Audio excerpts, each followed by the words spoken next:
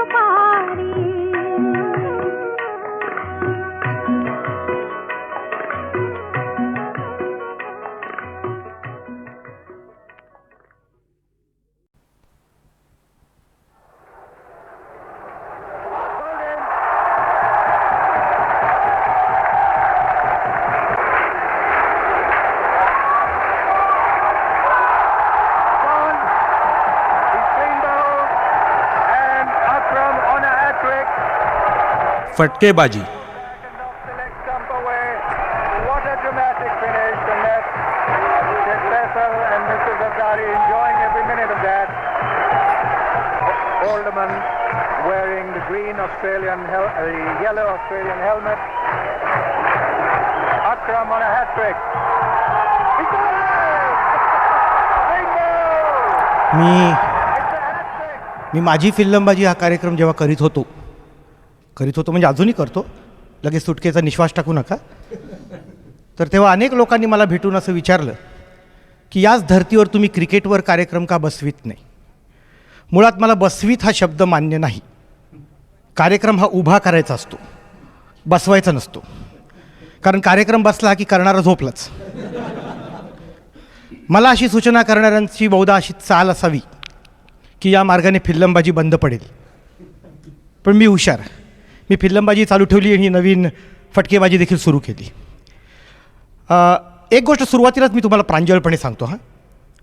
आपला असतो तो प्रांजळपणा, आपला असतो तो प्रांजळपणा, दुसऱ्याचा असतो तो निराजरेपणा, आपली असते ती तत्वनिष्ठा. दुसऱ्याचा असतो तो दुराग्रह. आपण दाखवतो ते व्यवहार ज्ञान, दुसरा करतो ती लाजिरवाणी तडजोड. आपण पितो ती उगीच उष्टावल्यासारखी चमचाभर नावाला औषध म्हणून. दुसरा पी पी पितो कारण तो बेवडा असतो. आपली बहीण मनमोकळ्या स्वभावाची असते, दुसऱ्याची बहीण चालू असते. तर सुरुवातीलाच प्रांजळपणे सांगतो की क्रिकेटवर कार्यक्रम करायला, आणि तोही एकट्यानं, मी धजावत नव्हतो, घाबरत होतो. शेन वॉनच्या बॉलिंगवर इंग्लंडचा रॉबिन स्मिथ घाबरतो असं म्हणतात तसा घाबरत होतो. एवढ्यासाठी घाबरत होतो की क्रिकेट हा विषय आपल्याला वाटतो एवढा जनता जनार्दनात लोकप्रिय नाही, असं माझं विचारांती आणि अनुभवांती ठाम मत झाले. लोकांना क्रिकेटवर स्वतः बोलायला आवडतं, दुसऱ्याचं ऐकायला आवडत नाही. आणि काय ऐकावं त्यांनी ना, आणि तेही पदराला खार लावून. असं बघा की तुम्ही कॉमेंट्री ऐकत असाल तेही ऐकतात, तुम्ही क्रिकेटवरचं वाचत असाल तेही वाचतात, तुम्ही सामन्यांना जात असाल तर मनात आणलं तर तेही जाऊ शकतात. मी तर आजकाल असं ऐकतो की पोस्टमन बुक पोस्टाने तिकीटं घरपोच आणून देतात टेस्ट मॅचची. तुम्ही टी व्हीवर मॅच बघत असाल तेही बघतात, त्यांच्या टी व्हीवर व्यत्यय येत असेल तर तुमच्याही टी व्हीवर तो येतच असतो. मग तुम्ही सांगावं आणि त्यांनी हाताची घडी तोंडावर बोट ठेवून आज्ञाधारक मुलासारखं गपचूप ऐकून घ्यावं. हा वन वे ट्रॅफिक कशासाठी? हां, तुम्ही आतल्या गोटातलं काही सांगत असाल तर गोष्ट वेगळी. उदाहरणार्थ कपिल देव आणि सुनील गावस्कर यांचं नेमकं काय फाटलं होतं, किंवा अझरुद्दीन आणि मनोज प्रभाकर यांच्या 2 सुनात नेहमी असते म्हणतात अशी काय धुसफूस आहे, किंवा सचिन तेंडुलकर आणि विनोद कांबळी यांची खूप मैत्री आहे वगैरे म्हणतात, पण खरंच आहे की आतून नाही. असलं काही सांगत असेल तर सांगा. हो, एरवी क्रिकेट आम्ही कोळून पेलो आहे, तुम्ही काय सांगताय आम्हाला? नाही, युक्तिवाद तर्कशुद्ध आहे, युक्तिवाद तर्कशुद्ध आहे. क्रिकेट आणि राजकारण हे 2 विषय या हर्षद मेहताच्या देशात असे आहेत की ज्यात सगळ्यांना सगळं कळतं. नरसिम्हा रावला एक साधी गोष्ट कळत नाही. अरे गोंडपाठा, तू अंगात बनियन उलटा खातेस की सुलटा तुला कळत नाही रे. चेतन शर्माच्या अखेरच्या चेंडूवर शारजाला जावेद मियांदादने उत्तुंग षटकार मारून पाकिस्तानला अभूतपूर्व असा विजय मिळवून दिला. त्याच्यानंतर लोअर परेलच्या पुलाखाली मी एका माणसाला बोलताना ऐकलं, वो चेतन शर्मा को अक्कल नाही. हा, याबाबत काही फारसं दुमत असायचं कारण नाही ना. वो चेतन शर्मा को साला अक्कल नहीं. हाँ, वो लास्ट बॉल बम्पर डालने का मालूम, वो जावेद का बैट उधर तक पहुंचने को नहीं मांगता है, अक्कलच नाही. आता मर्यादित षटकांच्या सामन्यात असा चेंडू वाईट ठरवला जातो, त्याचा एक धाव मोजली जाते, पुन्हा तो वर आणखी एकदा टाकावा लागतो. पण असले काही नियम खेळात असू शकतील आणि आपल्याला ते माहीत नसू शकतील अशी पुसट शंका देखील त्या पुलाखालच्या तज्ज्ञाच्या मनाला चाटून गेली नाही. न्यूझीलंडचा संघ जॉन राईटचा आपल्याकडे मार खाऊन गेला होता बघा. तेव्हा एक विद्वान मला म्हणाले होते की बाबा रे, तो दुय्यम दर्जाचा संघ आहे, तो बोथॅम आला असता ना तर कळली असती गंमत तुम्हाला. नाही, बोथॅम न्यूझीलंडच्या संघातून आला असता तर खरंच आम्हाला गंमत कळली असती ना. म्हटलं कदाचित यांची स्लिप ऑफ टंग होत असावी, जबान फिसलली असेल, म्हणून मी त्यांना सुचवलं की तुम्हाला मार्टिन क्रो म्हणायचं आहे का? क्रो कसा येईल? क्रो ऑस्ट्रेलियाचा. म्हणजे किवी हा पक्षी जसा न्यूझीलंडचा, तसा क्रो हा पक्षी ऑस्ट्रेलियाचा. त्या क्रोला बिचारायलाही माहीतच नाही ना, वेड्यासारखा आपला न्यूझीलंडकडेच खेळत बसलाय. बॉर्डर हा भारत पाकिस्तान सीमा रेषेवरचा खेळाडू असावा अशी देखील त्यांची समजूत असण्याची शक्यता नाकारता येत नाही. आपली वेस्ट इंडिजमध्ये वाताहत झाली होती ना, नेहमी होती तशी, तेव्हा एक गृहस्थ मला आसुरी आनंदाने म्हणाले होते, काय तंतरली की नाही तुमची? तो मार्शल, तो बिशप, तो वॉश, तो ॲम्ब्रोज कशी टमरेला घेऊन धावला त्यांच्याकडून तुम्ही. मला हे तुम्ही प्रकरण कधी कळूच शकलेलं नाही.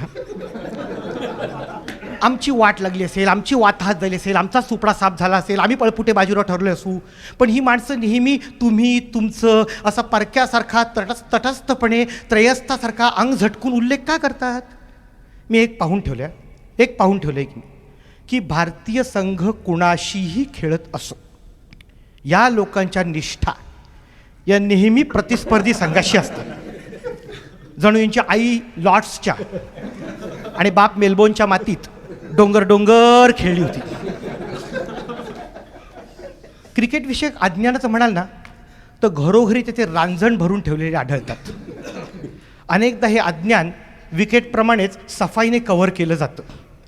स्क्वेअर ड्राईव्ह हा फटका स्क्वेअर लेगला मारला जातो असं मांडणाऱ्यांची संख्या कमी नाही.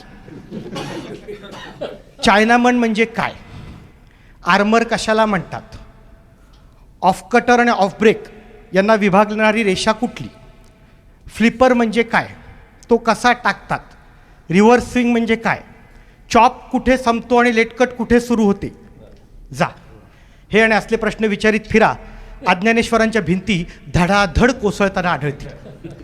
आपल्याला माहीत नाही हेच मुळात लोकांना माहीत नसतं. जुनी गोष्ट आहे. घराला स्वयंपाकघर नावाची एक खोली असते हे माहीतच नसलेल्या वर्गाची प्रतिनिधी असलेली एक अतिविशाल महिला एकदा कसोटी सामन्याला पहिल्या दिवशी सकाळी जरा उशीर आली. काय रंगरंगोटी करण्यात किंवा ट्रॅफिक जॅममध्ये तिला उशीर झाला असणार. या बायकांना घरकाम वगैरे काही नसतंच, नवऱ्याची सेवा वगैरे करण्याचा काही प्रश्नच उद्भवत नाही, त्याच्यासाठी वेगळ्या बाया ठेवलेल्या असतात.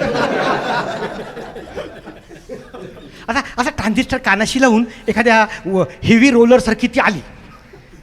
हे पूर्वी पौराणिक कथेत बघा राक्षसांचे प्राण कसे माकडात, पोपटात, कावळ्यात, चिमणीत असतात ना, तसे या अजिबात बापड्या नसलेल्या बायांचे प्राण ट्रान्झिस्टरमध्ये असतात. खेळाडू सकाळी प्रातर्विधी आटपत असतात ना, तेव्हापासून कुत्र्याचं पिल्लू धरावं ना तसं ट्रान्झिस्टर त्या आईस्पाईस उराशी कवटाळून धरतात. पदरेकीकडं काही महत्त्वाचे अवयव दुसरीकडं. अशी ती बाई धपापत्या उराने आली आणि मटकन एका खुर्चीवर बसली आणि शेजारी बसलेल्या माणसाला तिने विचारलं की कोण खेळते. तो म्हणाला की जयसिमा आणि कॉन्ट्रॅक्टर. ती म्हणली ते ठीक आहे हो, पण इंडिया खेळते की वेस्ट इंडिज खेळते. हा किस्सा शब्दशः खरा आहे, कारण शेजारी अंग चोरून किटाणू व जो क्षुद्र ढेकून बसला होता ना तो मी स्वतः होतो. अज्ञानी असण्याचा अधिकृत परवाना लाभलेले भाग्यवंत म्हणजे आम्ही पत्रकार. या अज्ञानाचा कडेलोट झाला ना की माणूस संपादक होतो.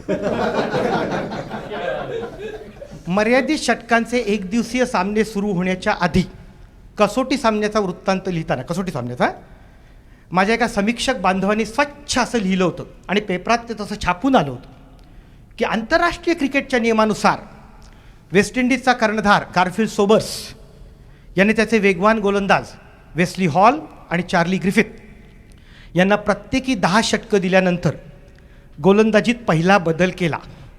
आंतरराष्ट्रीय क्रिकेटच्या नियमानुसार कसोटी सामन्यात 10 षटकांनंतर गोलंदाजीत पहिला बदल, पाहिलं, याला द्रष्टा म्हणतात.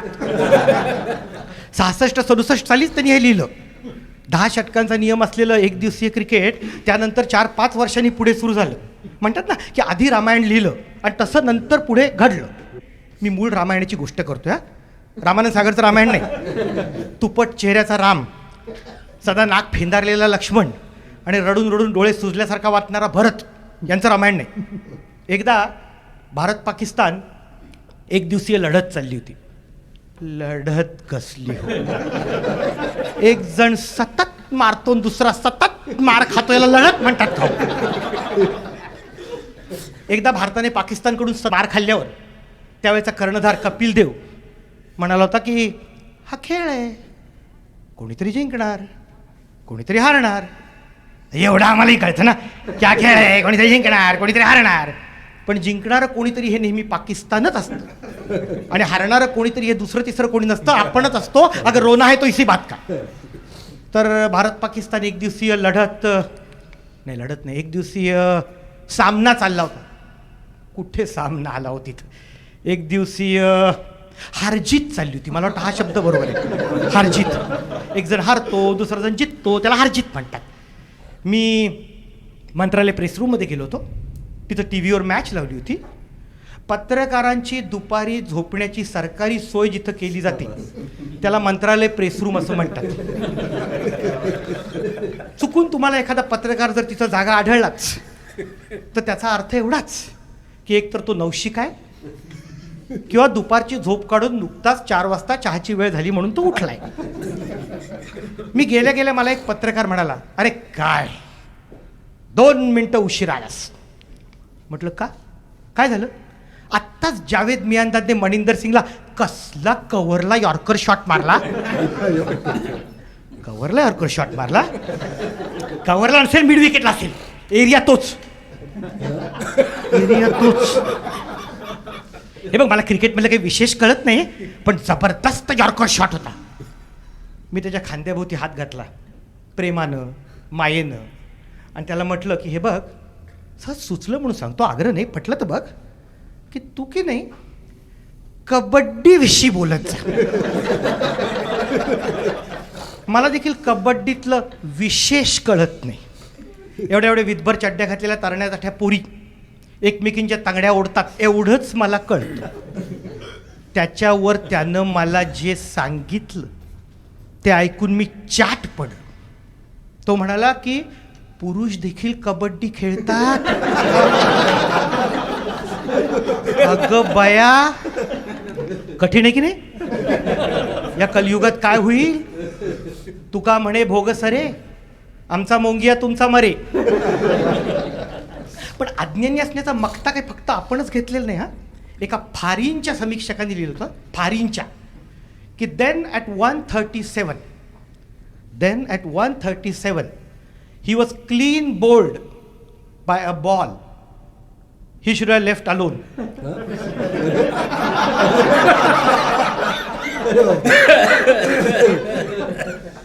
अरे क्लीन बोल्ड झाला ना तो, मग लेफ्ट अलोन काय म्हणतोय सफेद चामडीच्या.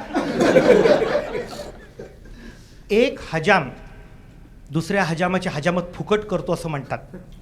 त्याप्रमाणे एका समीक्षकानं दुसऱ्या समीक्षकाची हजामत फुकट किंवा विकत देखील करू नये असा एक अलिखित संकेत आहे. त्यामुळे मी कथानायकाचं नाव न सांगता नुसतीच त्याची साठा उत्तराची सफळ कहाणी तुम्हाला सांगतो. हे बुजुर्ग समीक्षक, आम्ही त्यांना गुरु करण्याची वाट न बघता परस्पर आम्हाला शिष्य ठरवून मोकळे झाले होते. ते स्वतःला क्रिकेटर समजत. आता समजत ना, आपण काय करू शकतो? आपल्याकडे काही कवी बघा स्वतःला गायक समजतात, काही मॉडेल्स स्वतःला अष्टपैलू क्रिकेटपटू समजतात, काही मंत्री स्वतःला स्वच्छ समजतात, काही नट्या स्वतःला कुमारिका समजतात. तसे ते स्वतःला क्रिकेटर समजत. एकदा कुठल्याशा संघातून, काय त्यांच्या बिल्डिंगच्या किंवा त्यांच्या मजल्यावरचा असेल, ते दूर देशी मद्रासला कुठलीशी मॅच खेळायला गेले. ग्रेगरी, कॉन्स्टंटाईन, मिलर, विनू मनकड यांच्यानंतर जर त्रिखंडात कोणी सव्यसाची अष्टपैलू वीर झाला असेल तर तो हाच, अशी त्यांनी आमची समजूत करून दिलेली असल्यामुळे ते तिथून परत आल्यावर आम्ही पोरटोरं त्यांना कौतुकाने भेटायला गेलो. की काय झालं सर? अरे सांगतोय काय मी तुला वणेवर. वास्तविक त्यांनी मला काहीही सांगितलेलं नव्हतं आणि माझ्या कणेकर आडनावाची त्यांची काय दुश्मनी होती दगडू हलवायच्या गणपतीला माहिती. त्यांनी माझा वणेवर केला होता.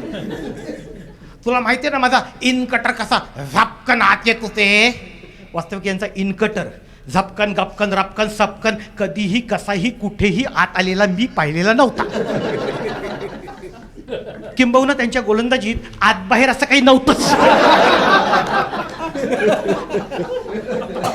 सुतासारखा सरळ गोलंदाज.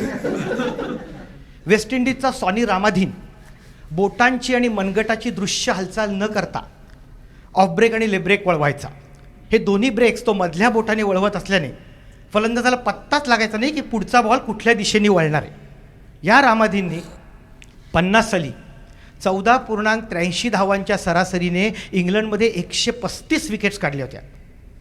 ऑस्ट्रेलियाकडे जॅक आयव्हर्सन नावाचा एक विचित्र गोलंदाज होता. विचित्र अशासाठी की त्याची चेंडूवरची ग्रिप पकड फार विचित्र होती. तो काय करायचा, चेंडूची जी शिवण आहे ना त्यापाशी तो चेंडू अंगठा आणि हे दुमडलेलं मधलं मुडपलेलं बोट यांच्यात शिवणीपाशी चेंडू पकडायचा आणि स्पिन करण्यासाठी त्याची काय युक्ती होती, तो हे बोट जोरात उघडायचा. अर्थात त्याचा पंजा अवाढव्य होता, बोटं जाडजूड होती, म्हणून ते शक्य होतं, नाही तर रोज बोटं फ्रॅक्चर झाली असती त्याची. आणि ब्रेक टाकायला तो काय ट्रिक करायचा की समजा अंगठा डावीकडे पॉईंट केला तर लेग ब्रेक पडायचा. हाच अंगठा फलंदाजाच्या दिशेने जर त्यांनी रोखला तर टॉप स्पिन पडायचा. पण आमचे हे गुरु, स्वनियुक्त गुरु, हे रामाधीन आणि आयव्हर्सन यांच्यापेक्षा देखील सरस गोलंदाज होते. कारण ते एकाच ॲक्शननी वेगवेगळे चेंडू टाकत, हे वेगवेगळ्या ॲक्शन्सनी एकच चेंडू टाकत. सरळ चुकून जर त्यांच्या गोलंदाजीवर कुठला फलंदाज बाद झाला, चुकून, एरवी कशाला बाद होईल चुकून, तर तो सस्पेन्समुळे की आता वळेल, आता वळेल, आता तरी वळेल, सरळ. माझ्या पहिल्याच ओव्हरमध्ये कृपाल सिंग प्लम एलबीडब्ल्यू होता, राईट इन फ्रंट, पण तो पडला टेस्ट प्लेअर.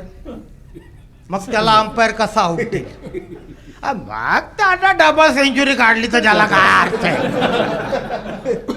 चला, यांची बॉलिंग संपली होती. आम्ही मोठ्या आशेने त्यांच्या बॅटिंगकडे वरलो. अरे सांगतोय काय मी तुला, that Kripal Singh bowl similar ball to me across खेळलो, and that umpire, that rogue, that rascal, he gives me out LBW. आता यावर तरी आम्ही गप्प बसावं की नाही? पण नाही. विमा एजंटाच्या चिकाटीने गळू पडूपणा करत मी विचारलं, सर रन्सा किती काढल्या, सर रन्सा किती काढल्यात? अरे तुला क्रिकेट काही समजतं का वाड्यावर? नाही, मी मान्य करतो की माझ्या कणेकर नावात काही दम नाही.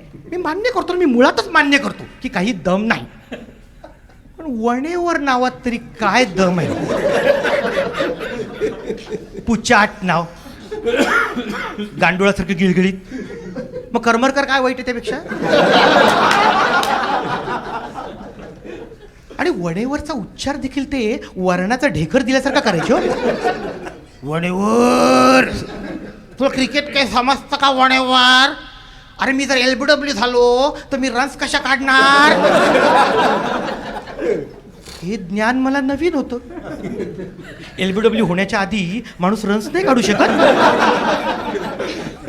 पण यातली गोम काय होती की ते आधी एलबीडब्ल्यू झाली होती, त्यामुळे ते नंतर रन्स कशा काढणार ना? यथावकाश त्यांनी लिहिलं, अमृता ते पैजा जिंकणाऱ्या माय मराठीत लिहिलं, आणि मी ते वाचलं. असलं काही वाचण्यापूर्वी डोळ्याच्या खाचा का झाल्या नाहीत म्हणतो मी, की इंग्लंडमध्ये बॉयकॉटला नेटमध्ये 2 ओव्हर्स टाकल्याबरोबर माझ्या लक्षात आलं की हा वर्ल्ड क्लासचा बॅट्समन आहे. आता यांच्या बॉलिंगवर मी देखील वर्ल्ड क्लासचा बॅट्समन वाटलो, आणि यांच्या बॅटिंगवर मी वर्ल्ड क्लासचा बॉलर वाटलो असतो. पुढे ते समीक्षक झाले. म्हणजे काय, आधी ते स्वतःला क्रिकेटर समजत, मग समीक्षक समजायला लागले, त्याच्या पुढे कॉमेंटेटर समजायला लागले. एकदा वाद झाला ना माणसाला की काही भास व्हायला लागतात. आणि रेडिओवरून त्यांनी असं सांगितलं, मी या कानांनी ऐकलं, की लंचपूर्वी, उपहारापूर्वी मी ज्याचा उल्लेख ग्रीनिज असा करत होतो तो तुम्ही रो असा ऐकावात. ऐकावात, वात आहे की नाही? आता तुम्हाला कळलं असेल, म्हणजे रिट्रोस्पेक्टिव्ह इफेक्टने ऐकायचा.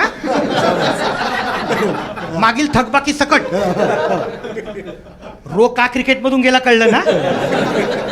त्याला वाटलं की लंच पूर्वी जर लोक आपल्याला ग्रीनिज जर म्हणणार असतील तर ग्रीनिजलाच खेळू दे, असा वैफल्यग्रस्त विचार करून त्यांनी क्रिकेट सोडलं. रम्य त्या बालपणी, म्हणजे आई जीव घालायची नाही, बाप भीक मागू द्यायचा नाही त्या काळात. दिवे लागणी होईस्तोवर क्रिकेट खेळल्यावर अंधार पडल्याने, अंधार म्हणजे बॉल सोडा फिल्डर देखील दिसेनासा होई इतका अंधार पडलेला, आम्ही नाईलाजाने खेळ थांबवत असू आणि मग घराच्या पायऱ्यांवर आमच्या क्रिकेटच्या गप्पा रंगत. बोलण्याची भूमिका बहुधा माझ्याकडे येई म्हणजे काय तर मी घेई, कारण बॅट माझ्याकडे एकट्याकडेच होती. आणि कुठनं तरी इकडून तिकडून कानावर आलेल्या गोष्टीत पदरचा माल मसाला घालून मी लंब्या चवड्या बाता मारायचो. ही सवय तेव्हापासूनची आहे. लारवूड क्रिकेटमधून कसा गेला हा माझा मास्टरपीस दर 8-15 दिवसांनी मी सुनावीत असेल. माझं चारण्याचं ते राखीव कुरण होतं. काय झालं माहिती आहे का, जणू लारवूड हा माझा लंगोटियार होता आणि माझ्या खांद्यावर मान टाकून हुंदके देत आपली दर्दभरी दास्तान त्यांनी मला सुनावली होती. अशा थाटात मी बोलायचो की काय झालं माहिती आहे का, इंग्लंडकडे होता लारवूड, ऑस्ट्रेलियाकडे होता लिंडवॉल. दोघं साले जाम फास्ट टाकायचे. हा मोहन त्यांच्यापुढे काहीच नाही. जाता जाता मी स्थानिक पातळीवरचा एक छोटासा सूड उगवून घ्यायचो. दोन्ही टीम मधल्यांची डोचकी फुटायची. दोघं साले वैतागले ही नसती वैतागवाडी नकोच. इंग्लंडने लारवूडला काढायचं, ऑस्ट्रेलिया लिंडवॉलला फुटवायचं. त्याप्रमाणे इंग्लंडने लारवूडला काढलं, ऑस्ट्रेलिया पक्की, त्यांनी लिंडवॉलला काढलंच नाही. पुढल्या मॅचला लिंडवॉल पठ्ठे हजर. आता इंग्लंड चिडलं, त्यांनी लारवूडला परत बोलवलं. आता लारवूड चिडला, घेता काय काढता काय, घेता काय काढता काय, सिलेक्टर्स आहात की जोकर्स.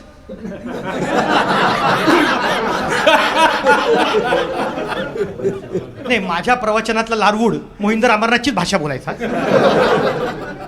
सिलेक्टर्स आहात की जोकर्स, नाही खेळत जा फोट. आणि अशा रीतीने जेहेत ते कालाचे ठाई करून, म्हणजे काय करून कोणास ठाऊक, प्रलयंकारी वेगवान गोलंदाज हॅरॉल्ड लारवूड क्रिकेटमधून निवृत्त झाला. पुंडलिक वरदा हरी विठ्ठल नामदेव तुकाराम, असा मी माझ्या लारवूड आख्यानाचा हृदयद्रावक शेवट करीत असे. पण लारवूड आणि लिंडवॉल हे काही समकालीन खेळाडू नव्हते हो. पण हे सत्य त्यावेळेच्या माझ्या बालसवंगड्यातल्या कुणाला कळलं तर आजही ते माझा पत्ता शोधत घरी येतील. या भीतीने मी रात्री बेरात्री देखील दचकून उठतो.